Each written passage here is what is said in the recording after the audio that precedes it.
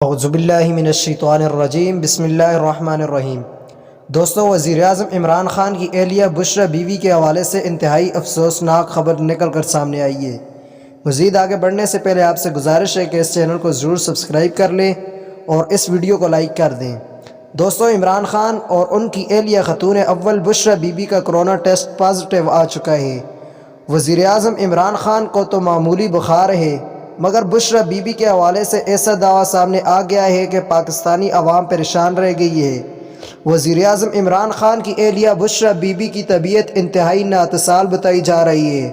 کہا جا رہا ہے کہ بشریٰ بیوی پہلے سے کچھ بیماریوں میں مبتلا تھی، جن کی وجہ سے انہیں کرونا ہونے کی وجہ سے ان کی طبیعت مزید بگڑ چکی ہے۔